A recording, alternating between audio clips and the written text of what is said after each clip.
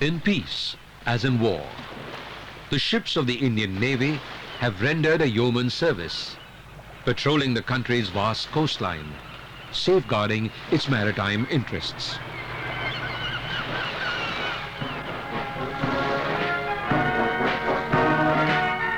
It was in 1961 when the aircraft carrier HMS Hercules was acquired as part of the country's defense modernization program and commissioned in the Indian Navy, rechristened as INS Vikrant. For the next few years, it was routine parades and drills, test flights and sorties to maintain battle readiness. And in 1965, when Pakistan troops infiltrated Indian territory in the Rann of Kutch, Vikrant's mettle was really put to test.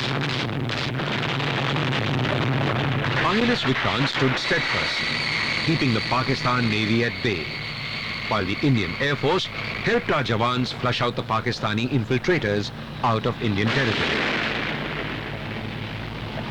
In 1971, when Pakistan launched unprovoked air attacks on Indian air bases, Vikrant swung into action, wreaking havoc on Pakistani vessels at the Chittagong and Cox's Bazar ports.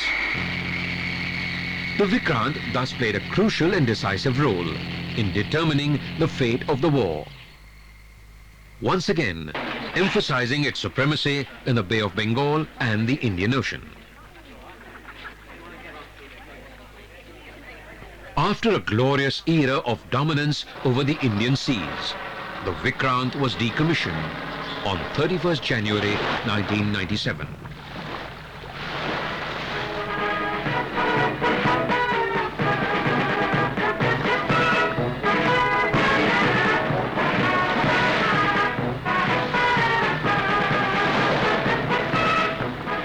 The Vikrant is now permanently docked in Mumbai, and it welcomes all in its new avatar.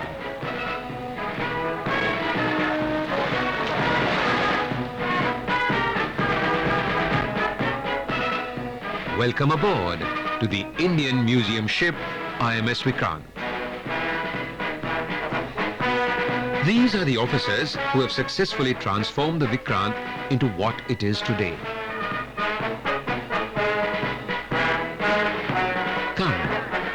Take a trip across time with me to moments in history you missed, probably because you weren't even born. I'll tell you tales of Vikrant's valiant men and their heroic exploits.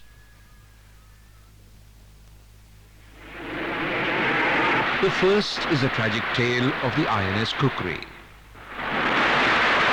The fateful night of the 9th of December, at the culmination of a duel between our frigate and an enemy submarine, the frigate Kukri was hit and sunk. Out of a complement of 263 officers and sailors, only 67 survived. Many brave sailors lost their lives with the ship. Seated on the bridge of the ship went down its commander, Captain Mahendranath Malla. I was on the bridge when the ship was hit. Electricity and communication failed. In the meantime, second hit came, and captain ordered, abandon the ship.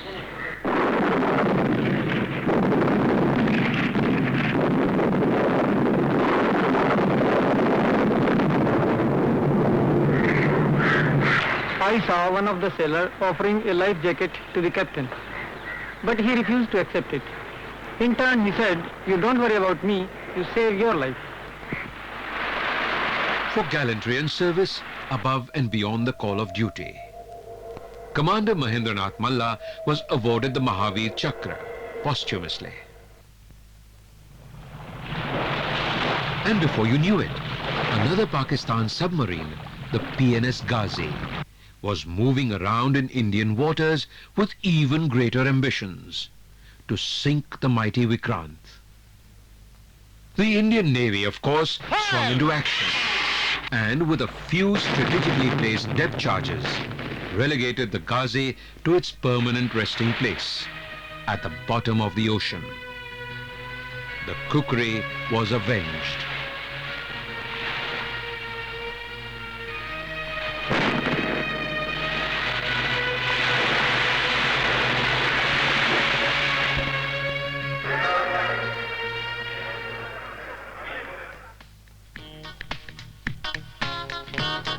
The Vikrant is a repository of memorabilia and marvels of engineering.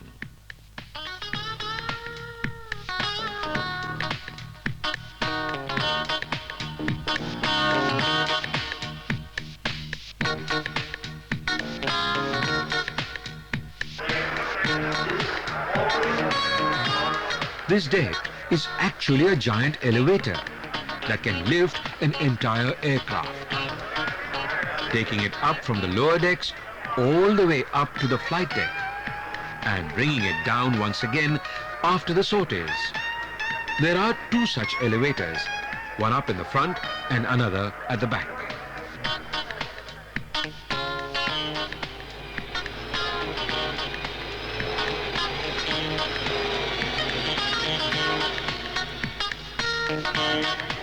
This bomb lift used to take the heaviest of bombs right up to the flight deck to be fitted onto the aircraft.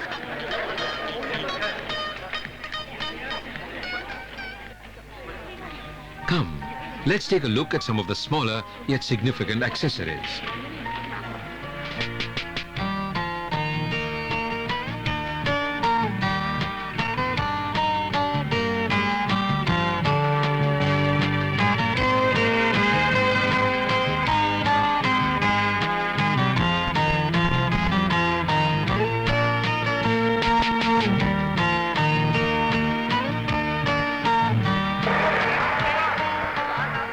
The Vikrant armory consisted of a wide range of arms and ammunition.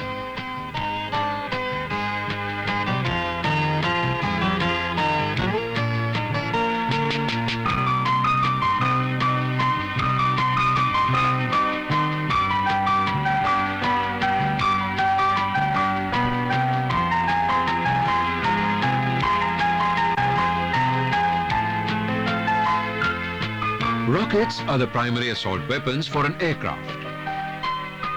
Rockets can combine pinpoint accuracy with massive destructive capability.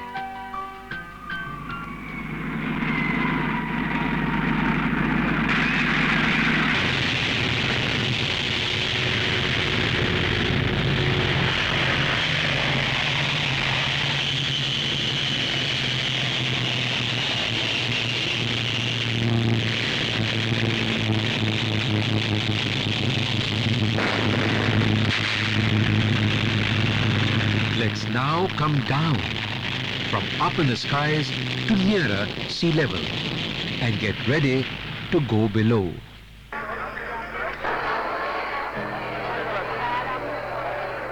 This is no alien spacesuit. Believe it or not, it's actually a diving suit of times gone by. The mask alone weighs 24 kilos. And it takes an entire support team to put a diver underwater.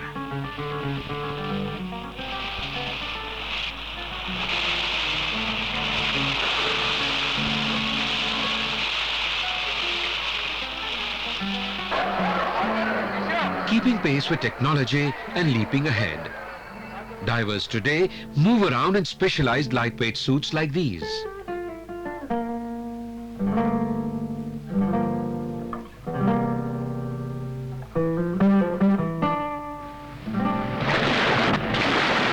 They can now stay down underwater for hours, conveniently inspecting hulls and even conducting repairs on the high seas.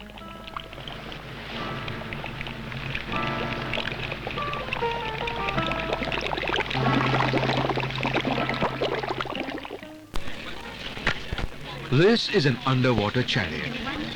It allows a diver to move fast, undetected, right up to the enemy ships, to plant bombs and zip right back.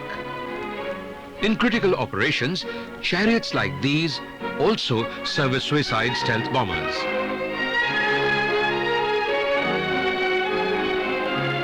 Submarines are a very critical component of a country's defense setup because they can move about freely, virtually unseen and unheard underwater, when every minute is fraught with danger.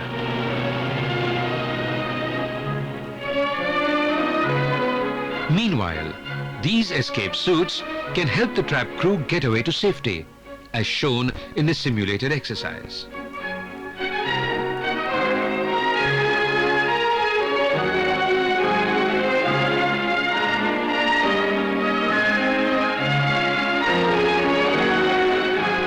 Playpens in peace.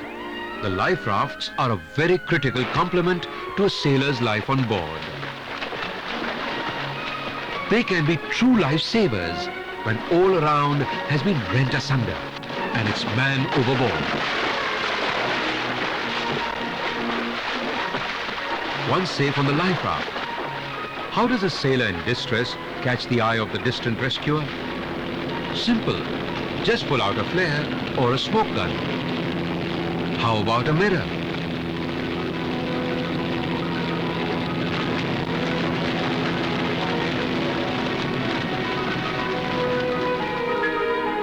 The parachute is another critical device. It can carry an ejected pilot to safety, to live and fight another day. It can also drop men and supplies behind enemy lines to keep a campaign going.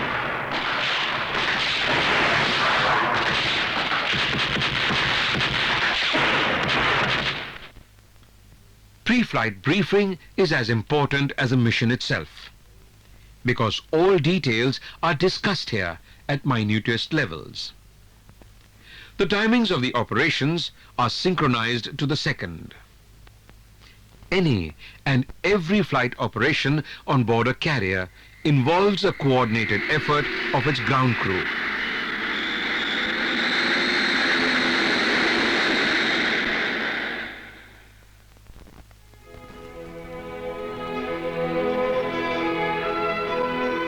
The complex data of each and every aircraft has to be logged to facilitate maintenance and support in a systematic and methodic manner on an aircraft-to-aircraft basis, depending of course on the nature of individual needs.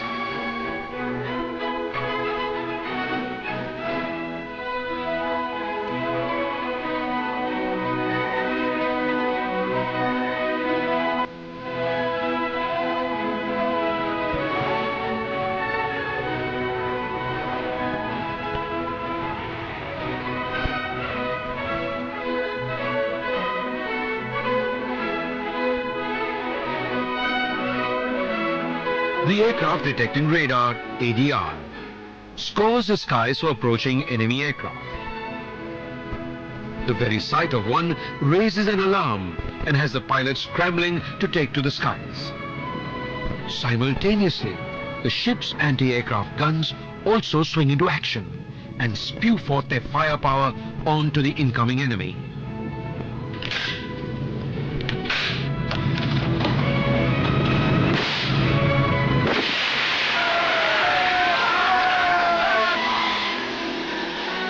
Once back from the mission, the aircraft was taken to the hangars below for scrutiny, routine inspection and checks. Here, every nut and bolt was confirmed to get the aircraft shipshape, ready for the next sortie. All repair and maintenance was conducted in-house at this on-board workshop.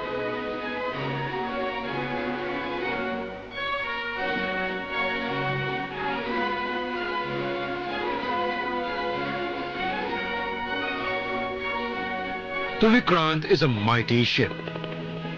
It's much larger than a football field. 708 feet long, 128 feet wide. It has 13 decks in all, 7 above and 6 below the waterline.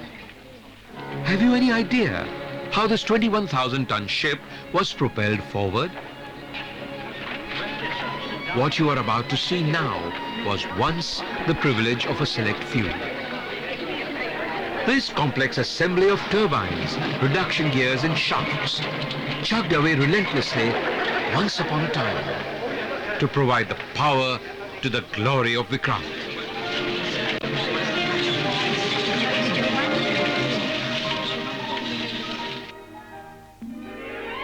Equally invisible were the men's quarters and the rest and recreation areas. Seeing the men relax here, you won't have believed that these were the men who filled the uniforms and won the medals that we saw earlier. War or no war, the ship's galley was always an area of action to keep the men's bellies filled and spirits high.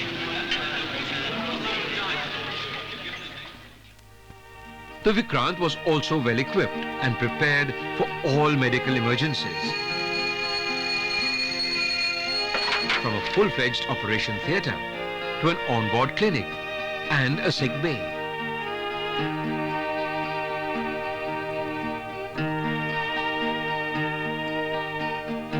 Let's now take a break and move to the Square Egg Cafeteria. It has been created exclusively as a relief center for you to relax in and perhaps ponder over the sheer experience of sharing space with history.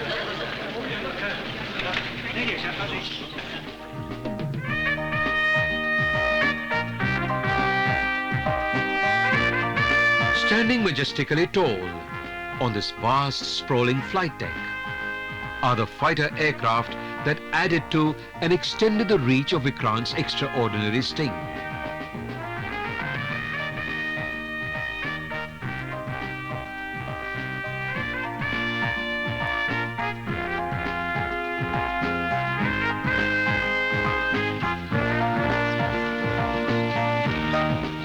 The Sea King helicopter, a versatile multitasking long-haul machine, equipped with both sensors and weapons, capable of performing solo search and rescue missions and attacking enemy sites with equal ease and alacrity.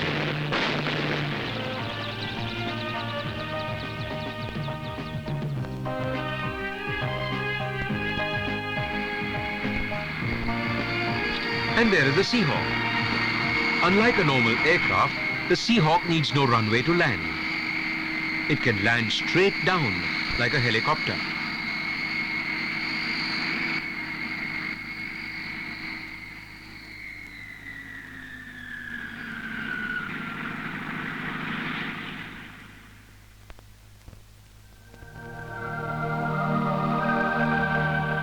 The pride of Vikrant's Cobra squadron was the awesome Elise.